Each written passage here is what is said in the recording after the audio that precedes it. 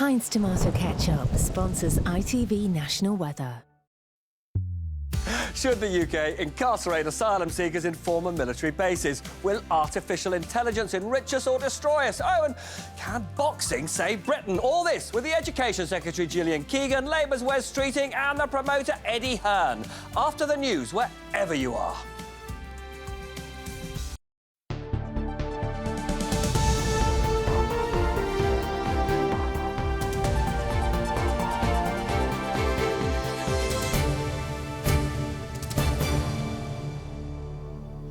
Good evening and welcome to the news from UTV.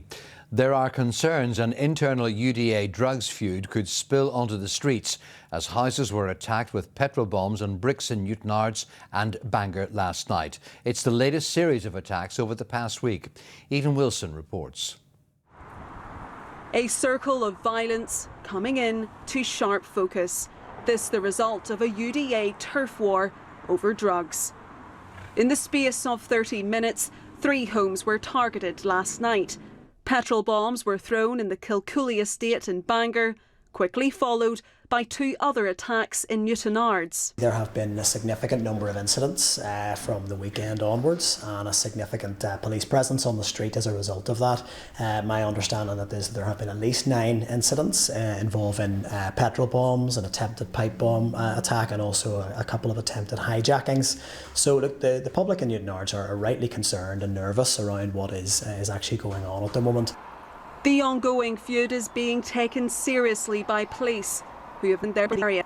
But given the PSNI's budget cut, there's concern this level of visibility isn't sustainable. We're talking about huge numbers of people taken to the streets at night, and the PSNI, I think, are struggling in order to resource the sheer numbers of police required, because it's being spread across a geographical area. You're maybe having an attack in Newtownards, then you're having an attack in Bangor, you're having an attack in Ballywalter, you're having an attack in Donegal, and it's impossible for them to know where the next attack is going to take place. Police have already made ground on recent attacks. 2 men have been arrested over this petrol bombing in Moyne Gardens last week. They both appeared before Newtownards Magistrates Court today, only speaking to confirm they understood the charges against them. It's understood the PSNI is trying to negotiate to bring an end to the violence, but neither drug gang is budging. The problem that exists is that these 2 groups, there's too much at stake. There's a lot of money at stake, there's a lot of territory at stake. Neither one wants to concede the ground, and therefore we're only going to see this escalating further. And unfortunately, there's a very real possibility that a life could be lost. No one has been injured in the attacks so far, but there are fears this could happen. Police are asking anyone with information to contact them as they try to stop tensions from spilling over. Eden Wilson, UTV Live. The government insists the police will be given the resources they need after the security level was increased from substantial to severe. The Deputy Prime Minister, Dominic Raab, described the change in the security assessment as disappointing. Police numbers here are at their lowest since the formation of the PSNI. It's disappointing that the threat level has gone up, but I think it is worth also saying that it has been in significant decline in terms of the number of Northern Ireland-related terrorist attacks and attempted attacks since the peak of the violence in 2009, 2010. Nonetheless, of course, we will make sure all the resources available to the PSNI remain vigilant and report any suspicious behaviour or activity. A sum of cash was stolen during a burglary at a premises in Londonderry in the early hours of this morning. The local MP, Colm Eastwood, described the break-in at the Foyle Hospice shop as disgusting. Police are asking anyone with information to come forward.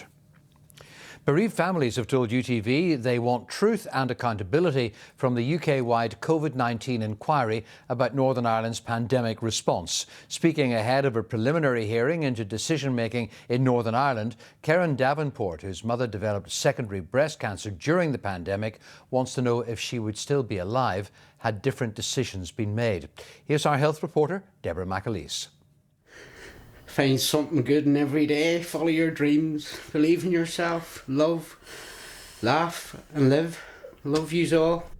The last written words of a mother, penned just days before her death. Helen Davenport died in November from secondary breast cancer. Her family believe the spread of cancer to her liver went undetected because of the disruption to the health service wrought by the pandemic. I find it hard to talk. When she came home, she got no bloods done, no phone calls, nothing, 2.5 years.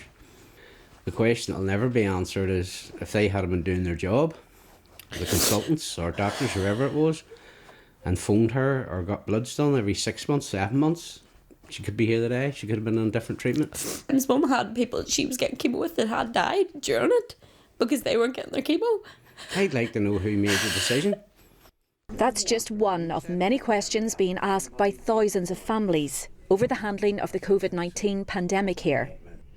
Today, a preliminary inquiry into Northern Ireland's response began. We are entitled to examine, on behalf of the people of Northern Ireland, the decision-making and, importantly, the machinery which is intended to support it. But fairly, and in particular in Northern Ireland, having a mind to the political sensitivities at stake, but not being daunted by those political sensitivities. 3 years on, and grief for many has turned to anger. Brenda Doherty's mother, Ruth Burke, was Northern Ireland's 4th COVID-19 victim. Restrictions meant her family were unable to visit her as she lay dying. I accepted on the 23rd of March 2020 that our family couldn't be with my mummy. So as a result of that, my mummy died without any of her loved ones with her. And that will haunt me forever. As we emerge from the pandemic, it's hoped this inquiry will ensure lessons are learnt and tough questions are answered.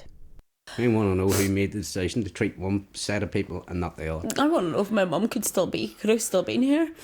That's what I want to know.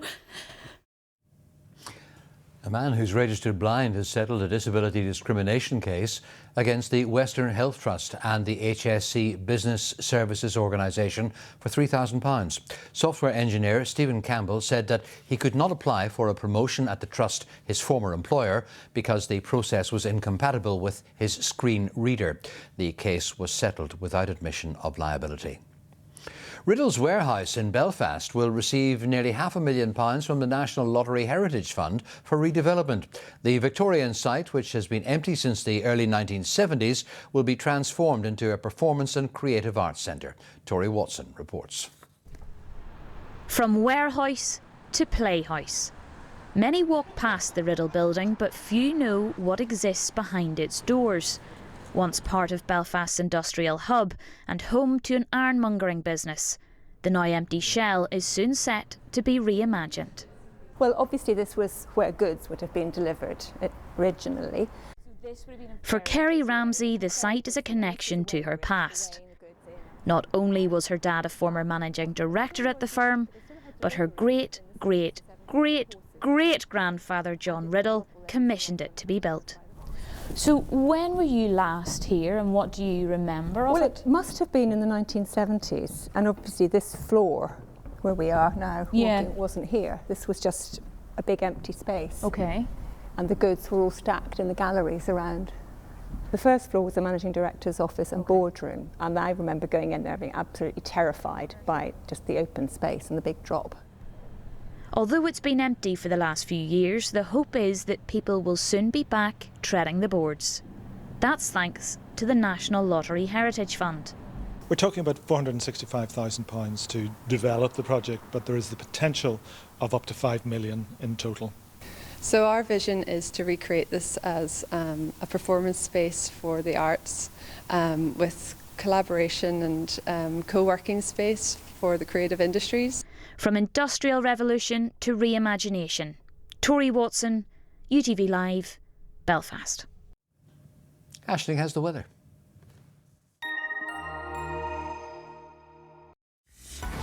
Whatever the weather, you can rely on the comforts of home.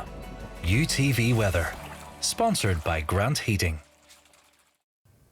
Hello there, and a very good evening to everybody at home. Well, low pressure is still very much with us at the moment out to the west, and we continue to see showers day on day pushing in, weather fronts pushing through, the isobars staying fairly close together as well, and that means it is going to remain a little bit blustery until the end of the week, where the winds will start to ease off.